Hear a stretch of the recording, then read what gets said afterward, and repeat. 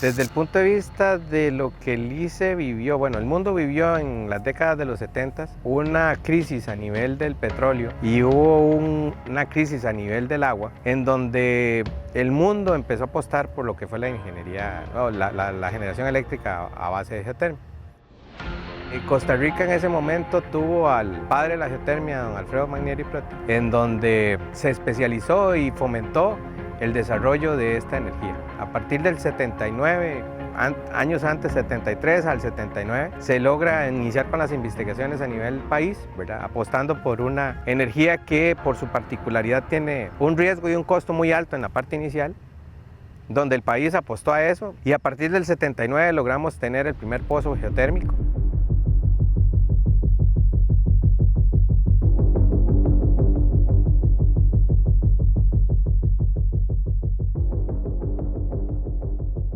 La energía geotérmica se produce del calor que de la Tierra como tal. Aprovechamos esa energía que tiene la Tierra y que se da un contexto de una magma que empieza a ascender. Ese magma en algún momento del centro de la Tierra se enfría y si llega hasta la superficie tenemos un volcán. Si se enfría antes de llegar, que puede suceder, generan las condiciones de que esa roca se solidifica y con los miles de años esa roca pasan dos fenómenos. Una parte superior se queda como capa sello sólida y otra capa más abajo, unos 2.000, 3.000 metros más abajo, se queda como capa sello también, roca sólida. En el intermedio la roca se fisura. Esas rupturas de roca permiten que se filtre agua. Y al filtrarse agua y quedar atrapada porque hay una capa sello y una capa abajo que le trae el calor que sigue del centro de la Tierra, entonces esa agua se calienta y genera presión y temperatura con los años. Posteriormente nosotros hacemos un pozo cuando encontramos esas condiciones, ¿verdad? Que tenemos un campo geotérmico. Nosotros cuando perforamos un pozo, pasamos esa capa sello primero de roca, 300, 400 metros de capa sello, y un poco más abajo empezamos a encontrar agua a alta temperatura y presión, y esa agua es la que nosotros entonces por medio del pozo le damos, digamos que salida. Ella encuentra alta presión y temperatura y nosotros literalmente metemos una pajilla ahí, un pozo, y esa agua sale. Por un aspecto meramente físico, al cambiarle la presión, esa agua la convertimos en vapor y ese vapor lo conducimos hasta las plantas donde nosotros tenemos turbinas que ese vapor las hace mover, giran mecánicamente y obviamente esa parte ya mecánica convertimos el vapor, la cinética que trae la energía cinética del vapor, la convertimos en energía mecánica. Después de esa energía mecánica movemos un generador que hace la conversión de energía mecánica a eléctrica y de ahí la conectamos a un transformador, elevamos el voltaje y listo. Vamos por todo el país a entregar esa energía e incluso estamos interconectados en el centroamericano.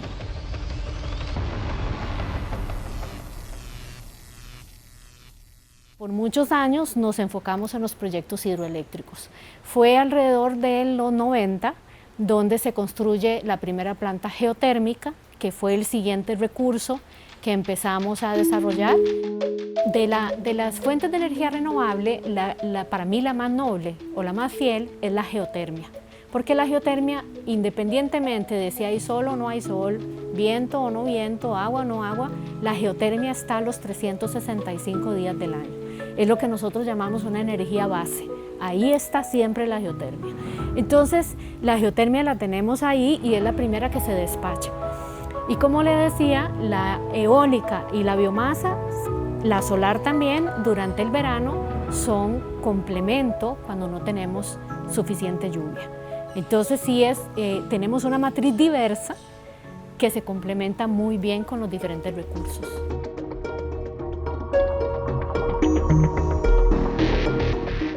La energía geotérmica, como se dice, es calor de la tierra. Hay que hacer todo un proceso de investigación, de perforaciones profundas.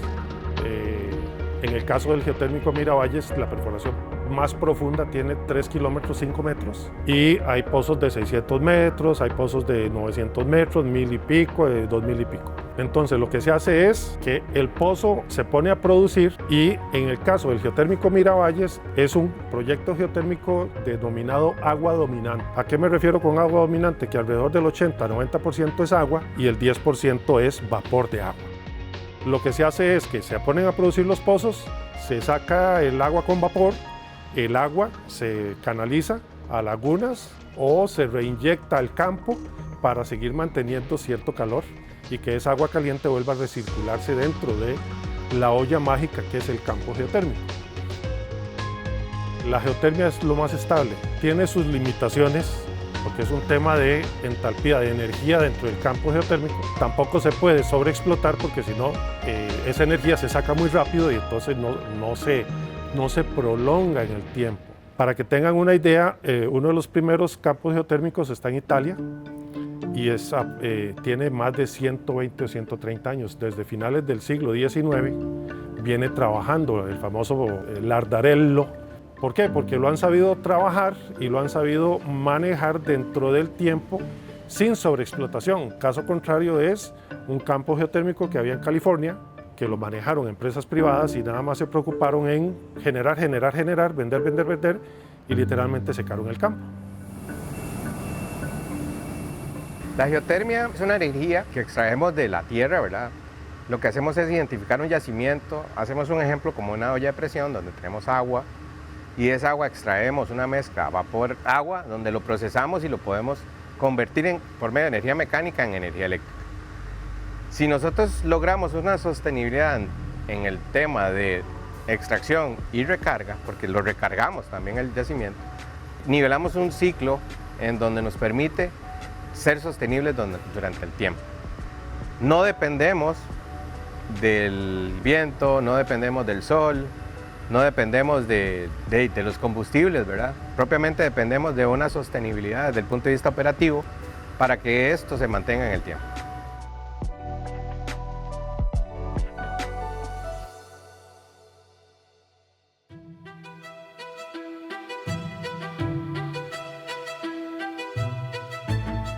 Para que tengan una idea, el geotérmico Miravalles estaba pensado en que era un proyecto que iba a dar electricidad para mantener la fluidez eléctrica en horas pico. En aquellos años se veía así. Cuando ya se puso a funcionar, dijeron los jerarcas del ICE en aquellos momentos, recuerdo las palabras de don Alfredo Manieri, que dijo que la orden era tener el geotérmico Miravalles produciendo 24 horas. Ya no era solo las horas pico, sino que vieron que era tan importante al flujo de la electricidad a nivel nacional que lo pusieron a funcionar 24 horas al día. La geotérmica es muy interesante porque nosotros tenemos un recurso bastante importante que está en los volcanes y todos nuestros volcanes son parques nacionales. Entonces hemos tenido que ser muy ingeniosos en cómo aprovechamos ese recurso. Y hay otra condición importante, que donde tenemos más potencial, que es en donde está Las Pailas, en Rincón de la Vieja, eso no es solo un parque nacional, sino que es patrimonio de la humanidad, definido por la UNESCO. Entonces tiene todavía más restricciones.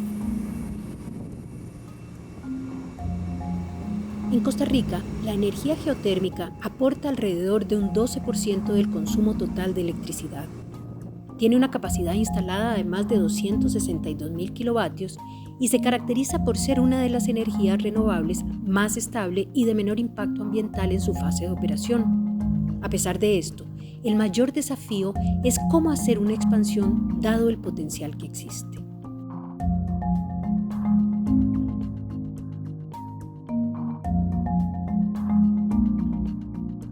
Vamos a ver, Costa Rica hoy tiene un potencial alrededor de entre los 850 y 900 megas a nivel de volcanes. En ese sentido, hoy se ve un poco limitado por el tema de los parques nacionales.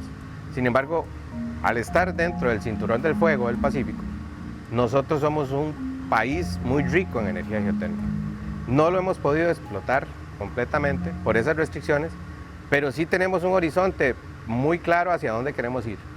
No solamente en la cordillera volcánica de Guanacaste, sino ir un poco más hacia la central.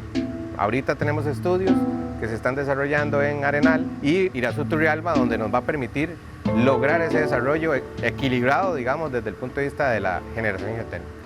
Deberíamos de proyectarnos también a los parques. Hay energía, quiero resumirle, fuera de los parques que podemos todavía utilizar.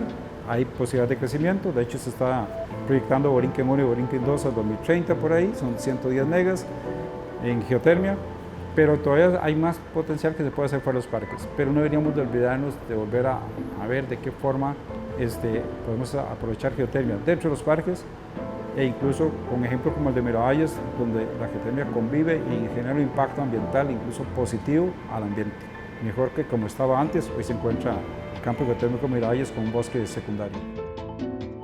El tema de que los mayores yacimientos de este país están concentrados en parques nacionales es un elemento que tenemos que trabajar como país. No lo podemos trabajar solamente a nivel ICE, sino tenemos que desarrollarlo a nivel país. Sin embargo, el ICE ha desarrollado muchas técnicas para lograr ese aprovechamiento en el mejor de los escenarios.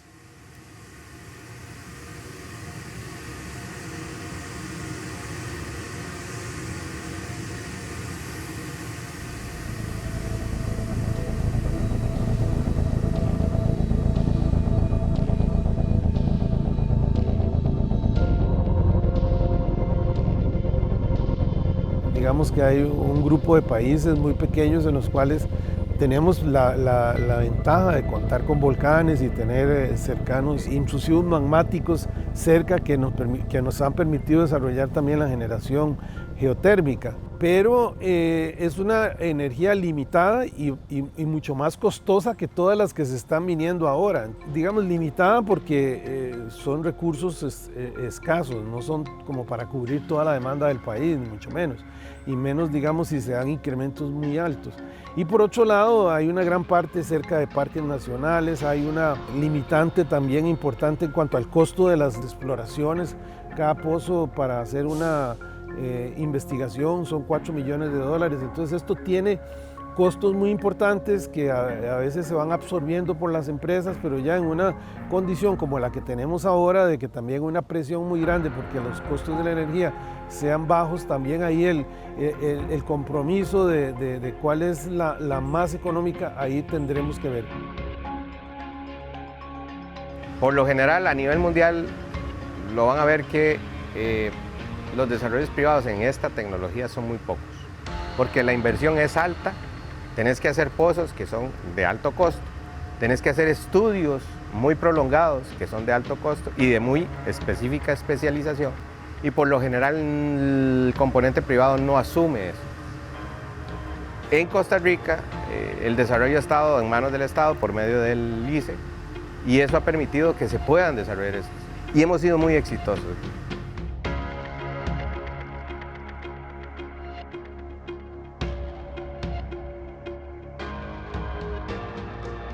Recordemos que los parques nacionales están la gran mayoría en zonas altas del país y todo lo que es la cordillera volcánica de Guanacaste y la cordillera volcánica central, casi todas son actualmente parques nacionales. ¿Qué implica eso? En las zonas volcánicas es donde está la mayor cantidad de calor, digámoslo así, para aprovecharlo como recurso geotérmico, siempre y cuando se cumpla con lo que es un campo geotérmico en sí.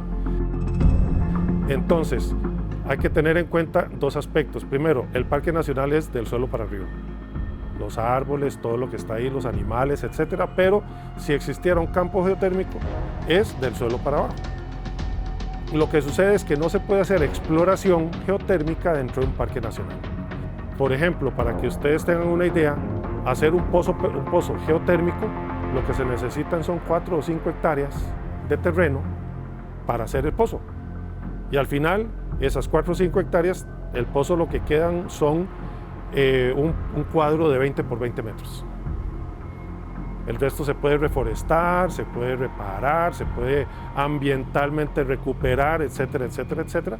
Pero todo se puede hacer. Es un tema de que en algún momento el pueblo de Costa Rica va a tener que tomar decisiones de afectar de una forma pequeñita parques nacionales.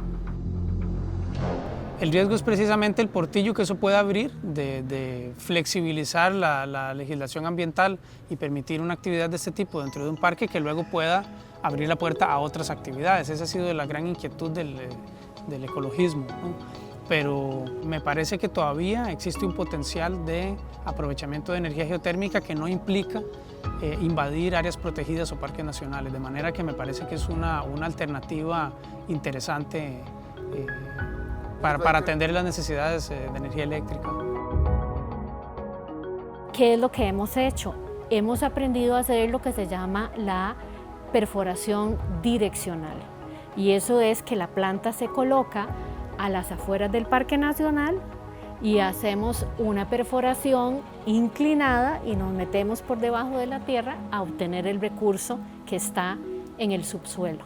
Aún así, siempre tenemos un monitoreo muy riguroso por parte de la UNESCO para garantizar que no estamos impactando de ninguna manera al Parque Nacional. Bueno, la tecnología había permitido que uno pueda hacer lo que se llaman perforaciones direccionales. Eso significa que uno empieza a hacer un pozo y después que llega unos 400, 600 metros genera un ángulo de desviación y se puede desviar 1 kilómetro en forma horizontal. Eso significa que uno puede estar cerca del borde de un parque y podemos pensar que a unos 2.500 metros, 3.000 metros de profundidad, pues se ha desviado 1 kilómetro, digamos, dentro de extraer ese recurso geotérmico en la profundidad, obviamente, y eso es como a veces hecho un pozo a 1 kilómetro dentro del parque. Pero obviamente estamos hablando a los 2.500 metros, 2.000 metros de profundidad que está extrayéndose ese recurso. La exploración direccional implica que usted en una longitud determinada, que eso responde a los estudios geocientíficos, en una determinada longitud usted hace la perforación vertical. Llega un momento donde esa perforación tiene que empezar a cambiar de dirección para poder llegar a los yacimientos de mejor potencial para el desarrollo del proyecto. Entonces, mediante unos elementos que se denominan motores, se le empieza a cambiar la dirección, y es una dirección, digamos, no sensible al ojo así a simple vista. Sin embargo, por la profundidad que hemos llegado a perforar 2 kilómetros, 200 metros, ¿verdad? Una perforación bastante importante, logramos cambiarle la dirección hasta llegar a los yacimientos que están por debajo del subsuelo, que está protegido por los sistemas de parques nacionales. Entonces estamos conservando el parque, no lo estamos alterando de ninguna manera y estamos aprovechando los recursos. Sin embargo, este potencial es finito, ¿verdad? No es que podemos hacer esto en todos los sitios. Hemos tenido mucho contacto con las áreas de conservación, hemos trabajado en conjunto tratando de mitigar el impacto ambiental que representan este tipo de tecnologías o este tipo de proyectos o este tipo de instalaciones. Creo que la sinergia ha sido muy buena. Hemos obtenido premios de índole ambiental en la construcción sostenible de este tipo de proyectos. Pailas 2 fue uno de ellos, que converge con el parque a muy cercano. Hicimos estudios de insectos, hicimos estudios de pasos de animales, hicimos un montón de cosas que nos permiten garantizar que las obras que construimos no vienen a impactar los ecosistemas que tenemos alrededor de este tipo de proyectos, y por ende siempre estamos en la vanguardia de no generar ningún impacto. Miravalles en sus inicios llegó a ser terrenos de potreros, poca vegetación, y hoy, como lo pueden ver a nuestros alrededores, ha sido regenerado desde el punto de vista de bosques en su mayoría, todo lo que corresponde a las propiedades ICE y demás. Eso ha permitido crear una cultura de que podemos estar conviviendo con las políticas sostenibles a nivel de educación y de conservación ambiental. Bueno, la geotermia está llena de virtudes desde el punto de vista ambiental, y Miralles es un muy buen ejemplo donde hemos revertido procesos que eran de potreros a bosques. Más bien es un proceso de impacto siempre al ambiente, pero en este caso de impacto positivo. Y en cuanto a esa variable específica de un poquito de los gases, que le llamamos gases no condensables, que la gente puede tener alguna mala información, es mínima lo que genera la geotermia. Para ponerlo un poco en datos y en contextos, del 100% del volumen de vapor que se extrae, 1% puede ser de gases no condensables. Y ese 1%, como el 98%, es CO2. pero la cantidad de gases que nosotros producimos, y lo pongo en contexto, en comparación, por ejemplo, contra búnker, que utiliza mucho el mundo, a la hora de nosotros generar 55 megavatios, por ejemplo, con geotermia, podemos estar produciendo unas 19 toneladas de CO2 versus 980 toneladas de CO2 que produciría esa misma potencia con una planta térmica. Y siguiendo con esa parte ambiental, que es sumamente amigable la geotermia con el país y con el ambiente, pues también es muy importante que la geotermia, es una energía que tiene este país, y cuando la aprovechamos y tenemos bastante potencial, dejamos de sacar divisas del país para comprar combustibles fósiles. Entonces el país, desde el punto de vista económico, pues es aprovechar su riqueza, que en todo aspecto es beneficioso. Según datos, el país podría desarrollar fuera de parques nacionales más de 1.000 megas de generación geotérmica, razón por la cual se presentó recientemente el expediente 24.858, que se encuentra en estudio en la Comisión Especial del Sector Energía de la Asamblea Legislativa. Este proyecto pretende establecer las condiciones necesarias para la promoción de actividades de exploración, explotación y aprovechamiento de los recursos geotérmicos de baja y mediana entalpía, es decir, a profundidades más cercanas a la superficie que las de un gran campo geotérmico, con el fin de la generación eléctrica, sobre todo de autoconsumo y bajo el modelo de generación distribuida.